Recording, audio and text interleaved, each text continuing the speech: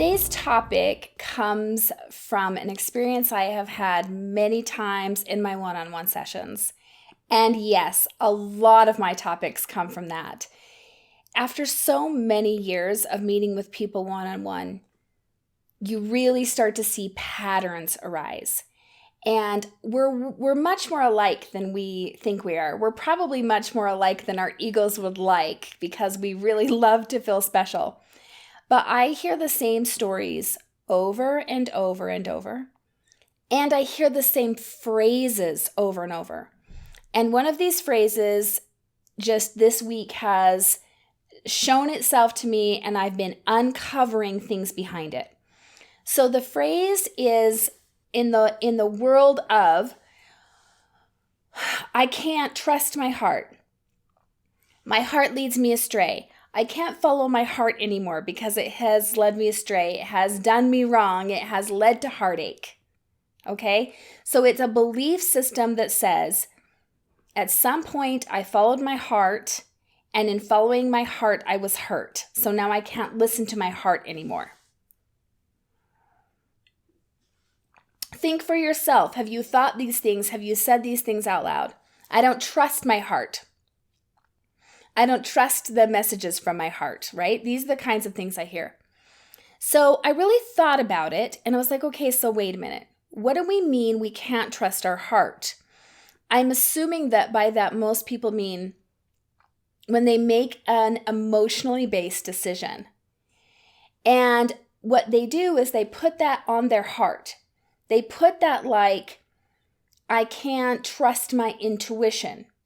So there are a couple of things I want to do here. First of all, I want to say that really intuition is different than emotion. So intuition is like our knowing, our inner knowing. For those people who believe, in God, maybe even like the still small voice, or your guides, your angels, it's that thing that's like, ooh, I need to do this. It's a knowing. Acting from emotions is a different animal altogether. And I would say that it's probably accurate to say that our emotions cannot always be trusted to have our best interest at heart. It doesn't mean they never can be, but let's kind of parse this out to see what's going on. Because what I think people often mean when they say, I can't trust my heart, I was acting from my heart, is that they were acting from their wound. I think a lot of us could look back at decisions we've made. Look at your first marriage. For those of you who have a first marriage that's ended, look at that. When you look at the place you were in and the emotions you were experiencing and what part of you was up front or at the forefront when you made the choice to get married to that person, what was at play? And I think often what is at play is our wound, not our deeper knowing. In fact, if you're able to look back, right? Hindsight is 2020. If you're able to look back and see it more clearly now, you'll usually see something along the lines of there was emotional attachment. Or I made the choice to take that job out of fear, right? Not the inner knowing. So why do we do this? Right? Why do we make our choices from wound? And what do I mean from wound? Well, a wound is something where this is the simplest way I know how to put the word wound. It's something where we are in illusion. There is an illusion when we are in wound.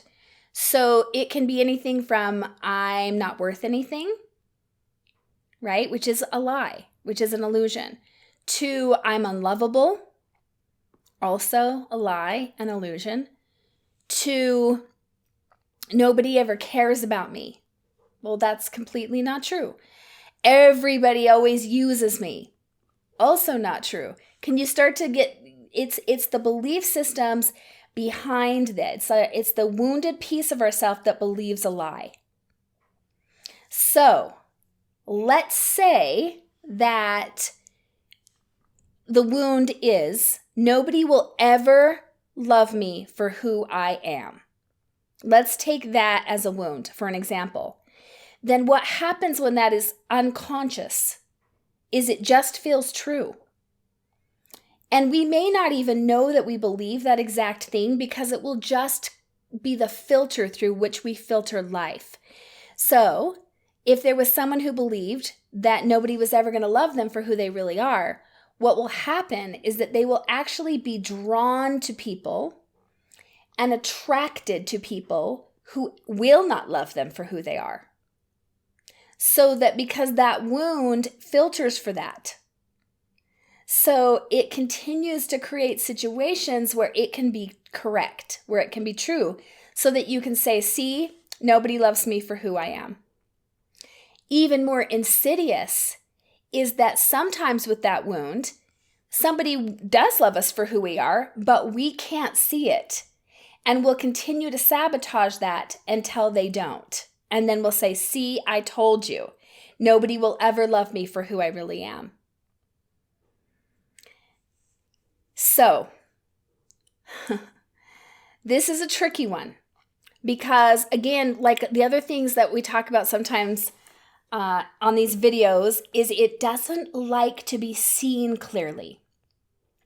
When I'm listening to a client speak about these things, I have to listen between the lines usually to hear what their wound is, because it will stay hidden, and even deeper, you guys, is it will mutate. So let's say that the wound is nobody ever listens to me. I'm not heard. And you guys know I've struggled with this one. Well then, so let's make it personal. So then what do I do when somebody totally does listen to me? Like I have an experience where somebody really sits there and really listens and does their reflective listening and creates space and does all the things I want them to do, which P.S. Gideon has done for me hundreds of times. He does it for me every single day. Well, then I have to shift. I have to mutate it so that it can still be a version of itself and be true. So when it's proved wrong, it mutates into something like, well, nobody else. Okay, so Gideon does, but nobody else does. Or it will be like, well, people listen, but then they don't care. You see? The wound will always find a way to, it's kind of like a virus that learns how to mutate from having antibiotics. It'll keep mutating and mutating and mutating. So this is how we recognize that it's a wound, is that it is not healed by evidence. I can feel some of the minds shutting down right now, because again, this is something that doesn't want to be seen. You can know it's a wound when it doesn't heal from evidence. So, I have had so many clients, right, tell me that nobody ever listens to them, that they've had no one they can tell their full story to. And then I listen to their full story. Truly, right? But that wound doesn't go away just from me listening. Because then I've heard it switch to, well, you got paid to do it, so it doesn't count. Or maybe you'll do it, but my mom doesn't do it. Or my husband won't do it, so it doesn't count. You see the mutation there? So this is how wound is different from our hearts, from our pure emotions. Because pure emotion just goes through us. Emotion is always flowing through our bodies all of the time. How many times in one day have you felt extreme joy and an hour later you're crying over something, and then later that night you're angry? Okay, and we're in a constant state of flowing emotion. But wound filters. Wound mutates. Wound does not pay attention to evidence. So where we're telling ourselves that we've hurt ourselves by being emotional, I just want to tell the truth about it. I want us to look at how we've actually gotten ourselves into situations that felt horrible by doing it from wound. And by doing that, we're feeding the wound. The wound gets to keep being present. It gets to keep being alive. It gets to keep being a story. It gets to keep being used as an excuse. And we're very hesitant to talk about this because, then it goes into some weird elements when people say, oh, you're victim shaming. No, there is no shame in this. Every single one of us has done this, probably multiple times over our lives. But the first step is to see it.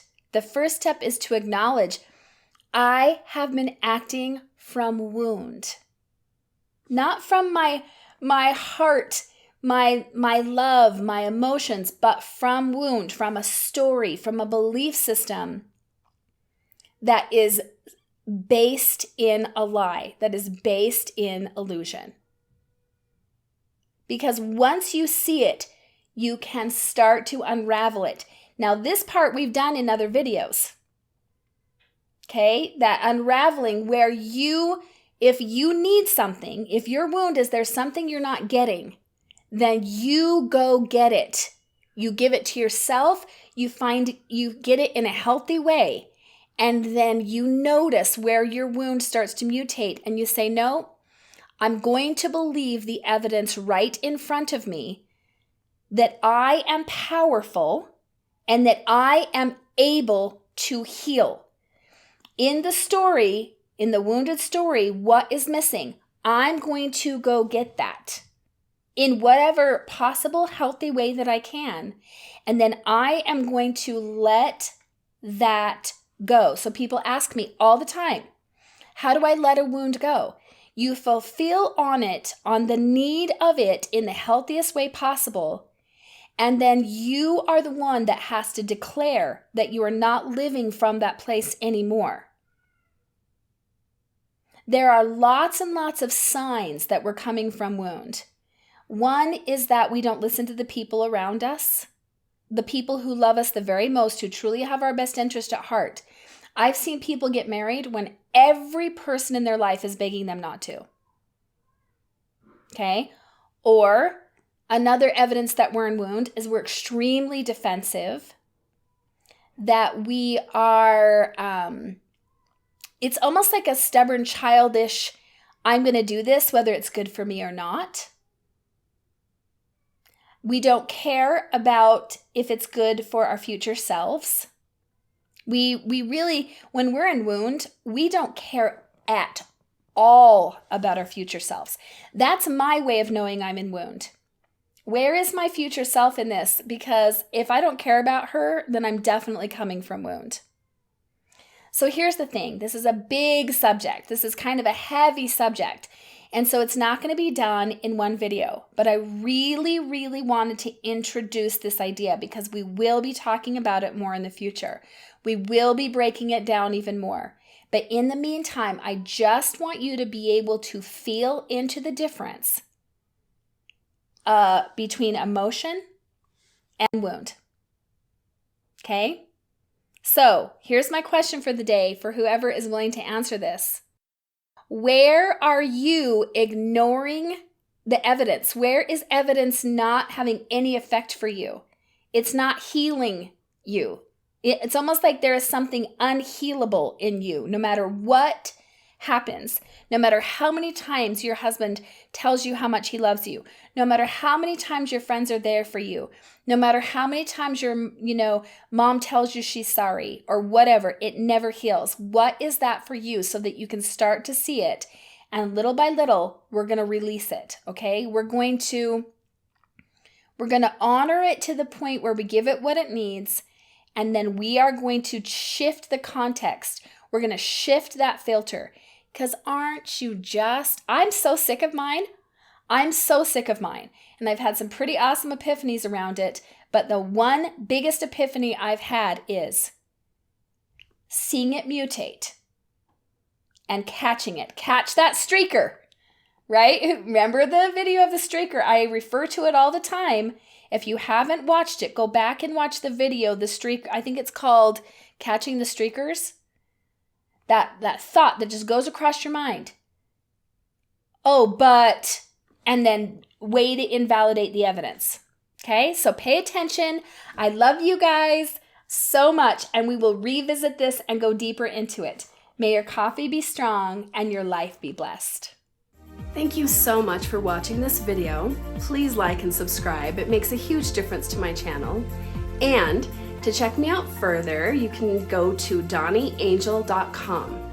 I would love to come to your event as a keynote speaker, come to your business to do some trainings, or even work with you one-on-one.